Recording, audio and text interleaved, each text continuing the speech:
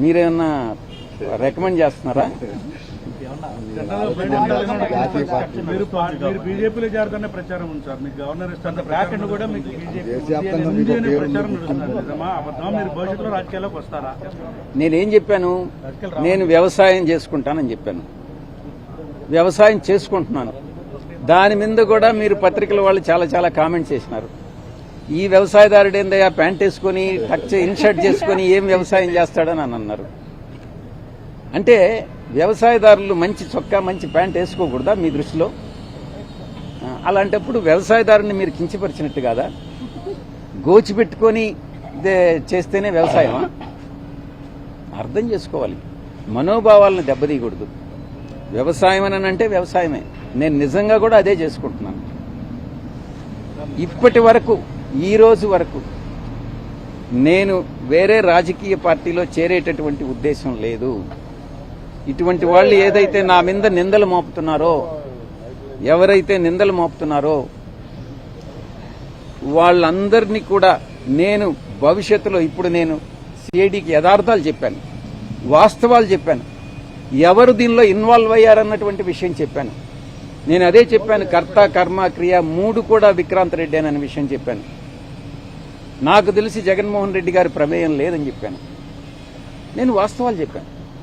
అదేవిధంగా భవిష్యత్తులో నా మీద ఎటువంటి ఆరోపణలు చేసినా నేను దేవుడు సాక్షిగా వాస్తవాలే చెప్తానని మీ అందరి ముందు తెలియజేసుకుంటా ఉన్నా. ఏది మళ్ళీ కొంచెం పెద్దగా చెప్పండి మీరు. లిక్కర్ స్కామ్ మీద సిట్ వేశారు. లిక్కర్ స్కామ్ మీద నేను గతంలో కూడా చెప్పాను. లిక్కర్ స్కామ్ లో పాత్రధారి సూత్రధారి కర్త కర్మ క్రియ అన్నీ కూడా కసిరెడ్డి రాజశేఖర్ రెడ్డేను అన్నటువంటి విషయాన్ని చాలా స్పష్టంగా చెప్పాను. మరిన్ని వివరాలు భవిష్యత్తులో నేను చెప్పాల్సి వస్తే చెప్తా. ఇప్పుడు అంటే ఇంతకాలంలో ఎప్పుడు ఈ సబ్జెక్ట్ లో మాట్లాడని సాయిరెడ్డి గారు ఇప్పుడు సడన్ గా పాత విషయాలు కూడా తెర మీదకి చెప్పే ప్రయత్నం జరుగుతుంది. దానివల్ల మీకు ఏమైనా ఇబ్బంది కలగదా? అంటే ఏ పత్రిక నుంచి? ఆర్టీవీ. మీరేమన్నా నన్ను ఉరేస్తారా? ఇలాంటి కొడతారా? చంపేస్తారా? చెప్పండి. ఆర్టీవీ రవిప్రకాష్ కదా, రవిప్రకాష్ ఏమన్నా ఉరేసేస్తాడా నన్ను? అయితే భయం ఎందుకు?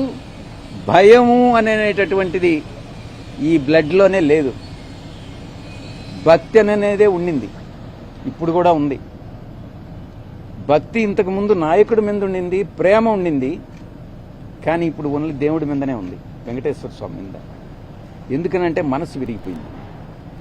ఇన్ని అవమానం